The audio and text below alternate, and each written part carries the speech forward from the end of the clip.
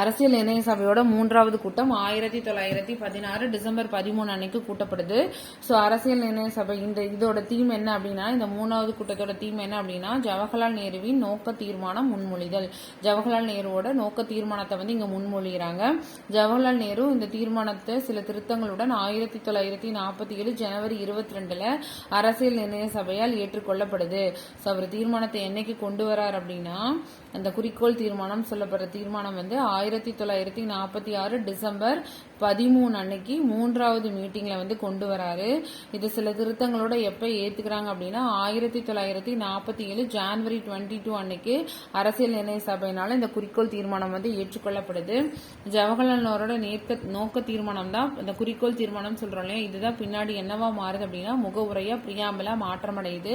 இந்த அரசியல் நிர்ணய சபையானது டோட்டலா எவ்வளவு வருஷம் நடந்துச்சு அப்படின்னா 2 years 11 months 18 days சுதந்திர இந்தியாவிற்கு ஒரு முழு வடிவ அரசியலமைப்பை உருவாக்கியதுன்னு சொல்லலாம். இதோட டோட்டல் டியூரேஷன் எவ்வளவுனா 2 ஆண்டுகள் 11 மாதங்கள் 18 நாட்கள்.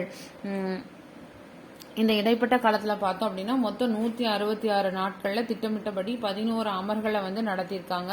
இந்த அரசியலமைப்பு சட்டத்தின் மீது 114 நாட்கள் விவாதம் நடத்தப்பட்டிருக்கு. ஸோ மொத்தமா 11 அமர்வுகள், ஒரு சிறப்பு அமர்வு தான் நம்மளோட ரிபப்ளிக் டே அன்னைக்கு நடந்திருக்கு. 1950 ஜனவரி 26 அன்னைக்கு மொத்தமா 11 அமர்வுகள் 166 நாட்கள்ல நடந்திருக்கு.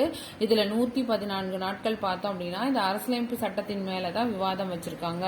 ஸோ ஒரு அமர்வும் ஒரு குறிப்பிட்ட இடைவெளிக்கு இடையில நடந்துகிட்டே இருக்கு. மொத்தமா டிசம்பர் 13 1946 ஸ்டார்ட் பண்ணி 1950 ஜனவரி 26 வரைக்கும் 11 அமர்வுகள். அந்த 26 ஜனவரி 1950ங்கிறது ஒரு சிறப்பு அமர்வு. அந்த அன்னைக்கு தான் நம்ம என்ன பண்றோம் அப்படின்னா குடியரசு நாளா கொண்டாடுறோம்.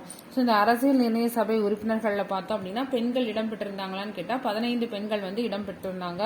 இந்த 15 பெண்கள் யார் யாருன்னு பார்க்கலாம். அம்மு சுவாமிநாதன், ஹன்சா, ஜீவ்ராஜ் மேத்தா, மாலதி சௌத்ரி, ரேணுகா ராய், விஜயலட்சுமி பண்டிட், பேகம், ஐஷாஸ் ரகுல், கமலா சௌத்ரி, பூர்ணிமா பானர்ஜி, சரோஜினி நாயுடு, அன்னி மஸ்கரினே, துர்காபாய் தேஷ்முக், லீலா ராய், ராஜ்குமாரி, அம்ரித் கவுர், சுச்சித கிருபாலினி, தாக்ஷாயினி வேலாயுதன். இவங்க 15 பேரும் அரசியல் நிர்ணய சபையோட உறுப்பினர்கள், பெண் உறுப்பினர்கள்.